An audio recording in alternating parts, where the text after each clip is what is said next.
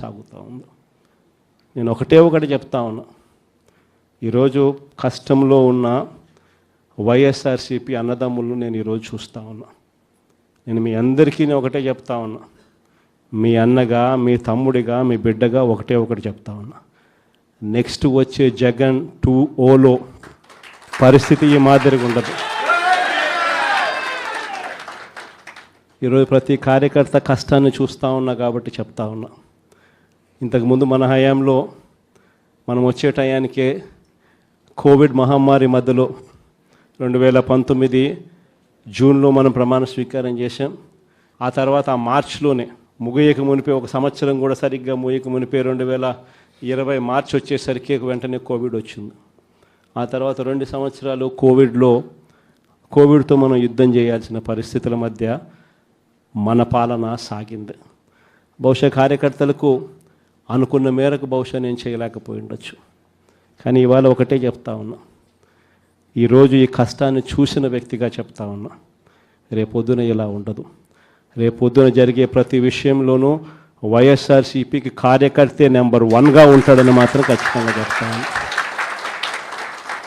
ప్రతి కార్యకర్తకు నేను ఒకటే చెప్తా ఉన్నా, ఎవడెవడైతే మీకు అన్యాయం చేశాడో పర్వాలా, అన్యాయం చేయండి, చేయించుకుంటాం, టైం మీది, కానియండి, కొట్టండి అని చెప్పండి.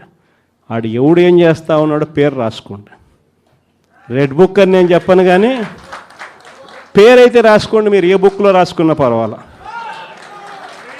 పేరైతే మీరు రాసుకోండి. దాని తర్వాత మాత్రం అన్యాయం చేసినోనికి సినిమా మాత్రం మనం చూపిస్తామని చెప్తాను. ఆ మనిషి రిటైర్డ్ అయి ఉన్నా కూడా లాక్కొని వస్తా, ఆ మనిషి దేశం విడిచిపెట్టిపోయినా లాక్కొని వస్తా. ఎవరిని వదిలిపెట్టేది ఉండదు. ఒక్కొక్కడికి మాత్రం సినిమా మాత్రం ఎలా చూపించానో అలా చూపిస్తామని మాత్రం చెప్తాను. ఖచ్చితంగా వీళ్ళు ఏదైతే నాటుతున్నారో, ఏదైతే ఇత్తుతున్నారో, ఇది రెండింతలు వీళ్ళకు పండే కార్యక్రమం కూడా జరుగుతుందని మాత్రం ప్రతి కార్యకర్తకు గట్టిగా చెప్పండి. ఎందుకనంటే ఈరోజు రాష్ట్ర వ్యాప్తంగా ఇదే జరుగుతూ ఉంది. ఒక్కొక్కని కథ వింటూ ఉంటే నిజంగా మనసుకు బాధ కలుగుతుంది. ఆ బాధ ఎలాంటి బాధ అంటే చెప్పలేం. అసలు మంగళగిరిలో ఒక పాపను, కృష్ణవేణి మంగళగిరి పాప, సోషల్ మీడియా పాప తీసుకొని పోయి, ఆడపాపను కూడా, ఆడకూతురని కూడా చూడుకోకుండా తీసుకొని పోయి హైదరాబాద్ నుంచి ఎత్తుకొని వచ్చి స్టేషన్లలో పెడతా ఉన్నారు. ఇంకొక పాప సుధారాణి, ఆ పాపను నెలలు ఈ స్టేషన్ నుంచి శ్రీకాకుళం నుంచి తిప్పినారు. శ్రీకాకుళం నుంచి కింద దాకా అన్ని స్టేషన్లు తిప్పుకుంటూ నెల రోజుల పాటు బెయిల్ రాకోకుండా తిప్పినారు. ఆడవాళ్ళను, ఆడకూతుర్లను కూడా చూడుకోకుండా, కేవలం వీళ్ళకి వ్యతిరేకంగా పోస్ట్ పెట్టిందని.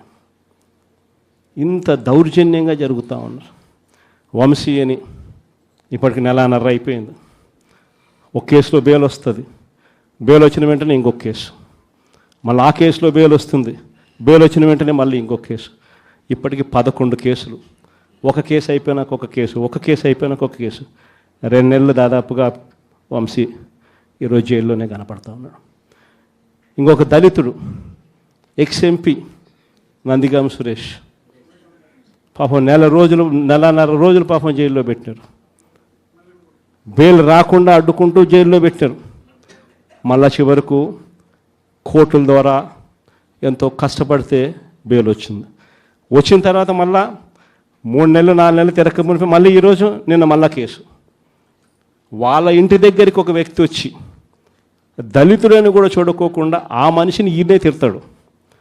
ఎందుకు నన్ను తిడుతున్నావు అని చెప్పి ఈయన ప్రశ్నిస్తే ఈయన మీద కేసు పెట్టి జైల్లో పెడతా ఉన్న పరిస్థితి మొట్టమొదటిసారిగా ఇప్పుడు చూస్తూ ఉన్నాం. అది ఈరోజు ఇంత దారుణంగా ఈరోజు జరుగుతూ ఉంది.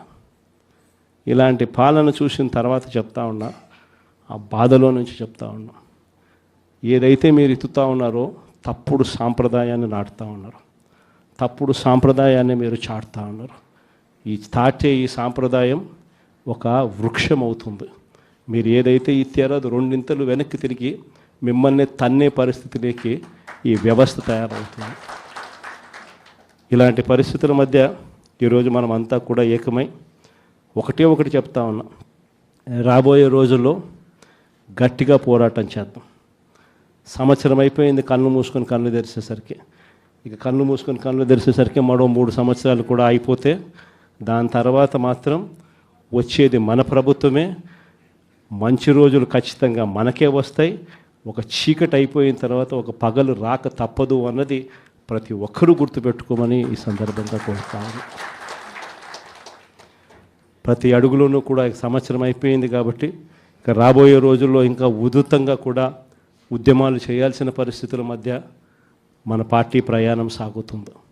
ఈ లోపల మనం గ్రామ స్థాయి దాకా కూడా మనం వెళ్ళిపోయి గ్రామ కమిటీస్ ఫామ్ చేసుకోవడం దగ్గర నుంచి మొదలెట్టి బూత్ కమిటీస్ ఫామ్ చేయడం దగ్గర వరకు కూడా పూర్తిగా మనం చేసుకోవాల్సిన కార్యక్రమాలు ఏర్పాట్లు అన్నీ కూడా వ్యవస్థీకరణగా మనం చేసుకునే కార్యక్రమం మనం చేసుకుందాం. దాని తర్వాత ఉద్యమ బాట పట్టాల్సిన సమయంలో ఖచ్చితంగా ఉద్యమ బాట పడుతూ ఈ ప్రభుత్వం చేస్తూ ఉన్న తప్పులను ఎండగడుతూ ప్రభుత్వం చేస్తూ ఉన్న తప్పుడు పనులను ప్రజలకు ఎత్తి చూపుతూ మీ పాత్ర మీరు పోషించాల్సిన సమయం కూడా వచ్చింది అని చెప్పడానికి ఈ సమావేశాలన్నీ కూడా ఏర్పాటు చేసి మీ అందరి సహాయ సహకారాలు కూడా తీసుకునే కార్యక్రమం కూడా చేస్తూ ఉన్నాం. పార్వతీపురం కౌన్సిలర్లకు, కోనసీమ జిల్లా రామచంద్రాపురం నుంచి వచ్చిన కౌన్సిలర్లకు, సత్యసాయి జిల్లా రామగిరి మండలం నుంచి వచ్చిన ఎంపీటీసీలకు, అదేవిధంగా పాలకొల్లు నియోజకవర్గం యలమంచి మండలం నుంచి వచ్చిన ఎంపీటీసీలందరినీ